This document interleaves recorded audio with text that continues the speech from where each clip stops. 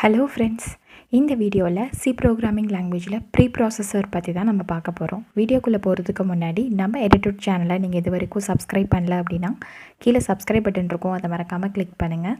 அப்படியே பக்கத்தில் bell notification icon இருக்கும், அதையும் கிளிக் பண்ணி ஆல் அப்படிங்கிற ஆப்ஷனே செலக்ட் பண்ணி வச்சுக்கோங்க. அப்போ தான் உங்களுக்கு ஃபர்தராக நோட்டிஃபிகேஷன்ஸ் காட்டும். நான் வீடியோஸ் அப்லோட் பண்ணுறப்ப நீங்களும் குயிக்காக லேர்ன் பண்ணிக்க முடியும். ஓகே ஃப்ரெண்ட்ஸ், இப்போ ப்ரீப்ராசஸர்னால் என்ன அப்படிங்கிறத பற்றி நம்ம பார்க்கலாம். ஸோ ப்ரீப்ராசஸர் அப்படிங்கிற இந்த வேர்டு வந்து பார்த்திங்கன்னா நிறைய இடத்துல நம்ம வந்து யூஸ் பண்ணியிருப்போம், ஆனால் எதுக்கு அப்படிங்கிறதே தெரிஞ்சிருக்காது.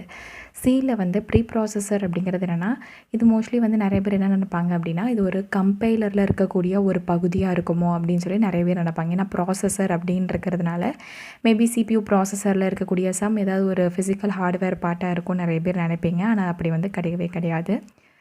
ப்ரீப்ராசஸர் அப்படிங்கிறது என்ன அப்படின்னு பார்த்திங்கன்னா, கம்பைலரோட பார்ட்டே வந்து பார்த்திங்கன்னா கிடையாது.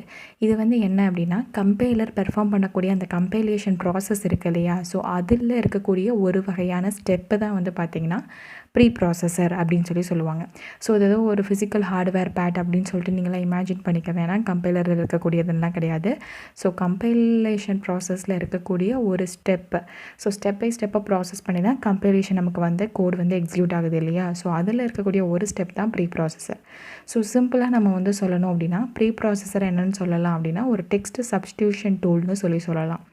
ஏன் அப்படின்னா வந்து கம்பைலர்கிட்ட இந்த ப்ரீப்ராசஸர் என்ன இன்ஸ்ட்ரக்ட் பண்ணணும்னு சொல்லி நீங்கள் வந்து பார்த்தீங்கன்னா, இந்த மாதிரி நீ ஆக்சுவலாக கம்பைலேஷன் ப்ராசஸ் பண்ணுறதுக்கு முன்னாடி அதுக்கு தேவையான எல்லா இன்புட்ஸுமே வந்து பார்த்திங்கன்னா இந்த ப்ரீப்ராசஸர் வந்து பார்த்திங்கன்னா கொடுக்கும். அதனால தான் வந்து பார்த்திங்கன்னா இது ப்ரீப்ராசஸர் அப்படிங்கிறத சொல்கிறாங்க. ஒரு கம்பைலேஷன் ப்ராசஸ்க்கு தேவையான எல்லா இன்புட்ஸுமே முன்னாடியே இது வந்து கொடுக்கறதுனால இதுக்கு பேர் ப்ரீப்ராசஸர் அப்படின்னு சொல்லி கொடுத்துருக்காங்க. இதான் வந்து பார்த்திங்கன்னா சிம்பிளான ஒரு டெஃபினிஷன் அப்படின்னு நம்ம சொல்லலாம். ஸோ சி ப்ராசஸர் இதை எப்படி ஷார்ட்டாகவும் எப்படி சொல்லுவாங்க அப்படின்னா சிபிபி. ஸோ சி அதுக்கப்புறம் ப்ரீப்ராசஸரில் ப்ரீயில் இருக்கு இல்லையா, ஸோ அந்த பி, அப்புறம் ப்ராசஸரில் இருக்கிற பி, ஸோ இதெல்லாம் சேர்த்து தான் சிபிபி அப்படின்னு சொல்லிட்டு மோஸ்ட்லி சேவ் பண்ணியிருப்பாங்க. நீங்கள் சி ப்ரோக்ராமிங் லாங்குவேஜை சேவ் பண்ணுறப்போ வந்து பார்த்துருப்பீங்க .cpp அப்படிங்கிற ஃபார்மேட்டில் கூட சேவ் பண்ணுவாங்க. ஸோ அதான் வந்து பார்த்திங்கன்னா சி ப்ரீப்ராசஸர் அப்படிங்கிறத இண்டிகேட் பண்ணுது. மோஸ்ட்லி இந்த எல்லா நீங்கள் வந்து உங்கள் கோட்லேயும் வந்து ப்ரீப்ராசஸர் கமாண்ட்ஸ் எல்லாமே கொடுத்துருப்பீங்க. அது எல்லாமே எப்படி பிகின் ஆகும் அப்படின்னு வந்து பார்த்திங்கன்னா ஆஷ் சிம்பிள் வச்சு தான் வந்து பார்த்திங்கன்னா வந்து பிகின் ஆகும். ஸோ இந்த எல்லா ப்ரீப்ராசஸர் கமெண்ட்ஸுமே வந்து பார்த்திங்கன்னா ஹேஷ் சிம்பிளில் தான் பிகின் ஆகும். It must be the first நான் பிளாங்க் கேரக்டராகவும் வந்து பார்த்திங்கன்னா நீங்கள் எதுவுமே வந்து பார்த்திங்கன்னா அதுக்கு முன்னாடி கோடு வந்து எழுதியிருக்கக்கூடாது. ஸோ ப்ரீப்ராசஸ் ஸ்டேட்மெண்ட்டில் நீங்கள் உங்கள் ப்ரோக்ராம் எழுதுறீங்கன்னா ஆஷில் இருந்து தான் வந்து பார்த்திங்கன்னா ஸ்டார்ட் ஆகும். அதுக்கு முன்னாடி நீங்கள் ஏதாவது எழுதியிருந்தீங்க அப்படின்னா வந்து அது வந்து இன்வாலிடாக வந்து கன்சிடர் பண்ணும். ஃபார் எக்ஸாம்பிள் மோஸ்ட்லி எல்லா ப்ரோக்ராமிங் லாங்குவேஜ்லேயும் ஸ்டார்டிங்கில் வந்து பார்த்திங்கன்னா ஆஷ் இன்க்ளூட் stdio.h நம்ம கொடுத்துருப்போம்.